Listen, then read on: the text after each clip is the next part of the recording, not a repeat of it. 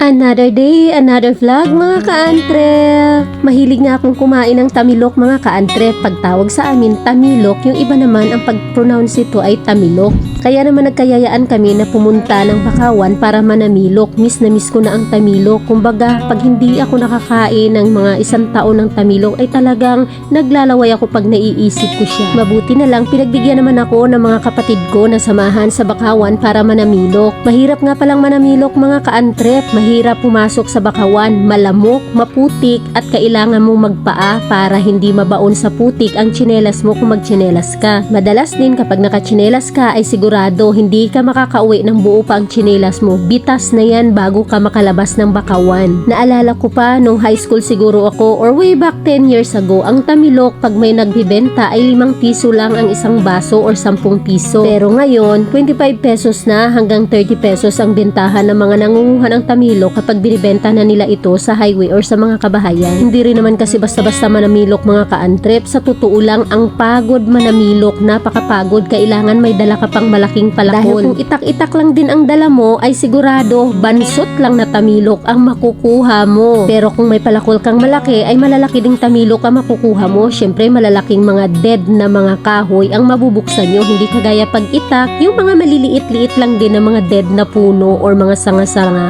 ang pwede mong buksan. Kaya shout out nga pala sa mga taga-Iraan, yung mga nangunguha ng tamilok. Hindi ko talaga alam kung saan ang lalaki at ang hahaba ng tamilok na nakukuha nila eh. Abay parang mga foreigner, mga imported kaya yung tamilok na nakukuha nila? Saan kaya banda? Baka naman. Ito na nga mga kaantrep, nagsimula na ang pakikibaka namin para sa paghahanap at pagkuha ng tamilok. Syempre kapapasok pa lang ng Bakawan, testing muna. Lahat na makita ng mga patay na kahoy na palutang-lutang or sanga na patay na ay binubuksan yan. Tinitingnan baka may tamilok na nakatago dyan at pwede na. Wala nga akong dalang itak mga kaantrep. Taga-video lang ako, nagva-vlog at syempre taga-kain mamaya o taga-tikim.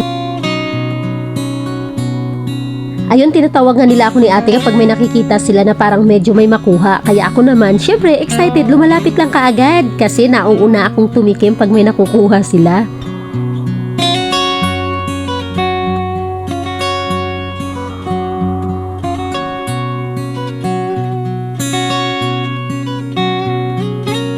Shoutout ko nga lang pala yung ate Nidi ko ay napakasipag naman talaga manguha ng tamilok. Paborito niya rin kasi yan. At saka yan si Moy, paborito rin niya rin yan. At saka yan si Bibe, paborito niya rin yan, pamangkin ko. So kaming lahat ay nagsama-sama dyan para manguha ng paborito naming tamilok. Sana nga ay makatsamba. Ang tamilok nga pala mga kaantrip dito na binubuksan namin, yung mga patay na yan na sanga o mga punong kahoy na patay na nakababad matagal na. Ayan, may nakuha si ate. Syempre, ako ang unang titikim dyan.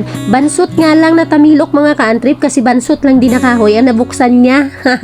Pero pwede na rin. May tamilok hunting nga pala akong na-upload doon sa nahack kong account mga kaantrip na Facebook page. Mayroon na yun 893,000 views at naalala ko sobrang saya ko noon dahil naitag pa ako ni Ma'am Idol Cara David doon din sa kanyang tamilok hunting sa Aklan. So ibig sabihin meron din mga tamilok sa ibang mga probinsya at sa balita ko ay marami din ito sa probinsya ng Samar dahil mahilig din palang kumain ang mga waray ng tamilok.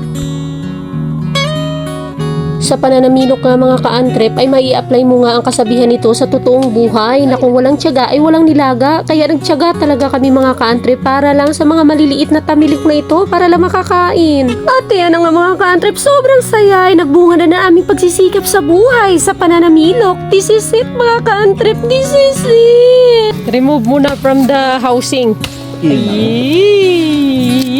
Remove from the housing. Ayun, ayun ang pagkadali. Ay, talak! Ay, alo, yan ang pusod talaga. Iba ka. Halaka, pagkadakuan ng nid. Ay! Yan, hindi pa yan nahulog linis pa yan. Ayan, suka kag kalamansi. Uud! Kasama na sa team na kumakain ng uud! Hanap ng kahoy. Ang pinakamagandang panahon nga mga kaantre para manamilok, para malinis ang tamilok at hindi siya maputik at hindi siya magmukhang madungis at madumi at kadiri ay dapat yung panahon na maliwanag ang buwan mga kaantre para malinis at kulay puti ang tamilok na kakainin mo at hindi ka naman diring-diri dahil nga talaga'y literal na maputik at kakainin mo pati ang putik. Finally nakakita na kami ng Grabe na ito, picnic. Oh, ang haba. Ang haba. Oh my God, patingin daw nandito. Pakita mo. Oh my God, angat mo. Sobrang laki. Ang laki po. Yari. Anggoy, grabe ka, alerto. May sili. So, kaya we're going to have a picnic. Tamilok picnic in the mangrove. Ano ni Bigitan mo suka? Uy, bisisit. Ako ka na. Okay. Okay. Ay, kanina ka lang talaga. Anti mo kung anong damo na ako taon. Dami lang siyang putik ngayon kay madilim. Wala na daw dilim-dilim kaya nandito ang sustansya sa putik. Ito yung may kalamansi. At saka suka. At saka sili. May coke pa talaga na bibili. Guys, nang need busog. Kasi siya kanina ang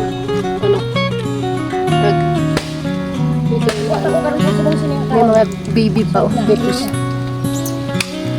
Cheers tayo, be. Cheers tayo, be. Sabay tayo, be. Akin na ka. Try mo ito Cheers tayo, be. Cheers!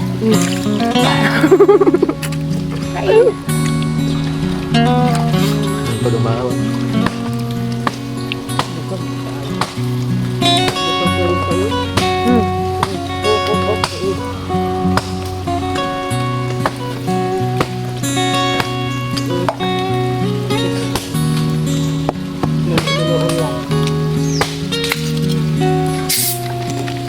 Finally, nakapag-picnic kami sa Bahaw. Ano ba bilang? Hindi mo. Finally, nakapag-picnic na kami sa Po. Hindi mo pala kung gusto sa kurul. Nakapag-picnic din kami sa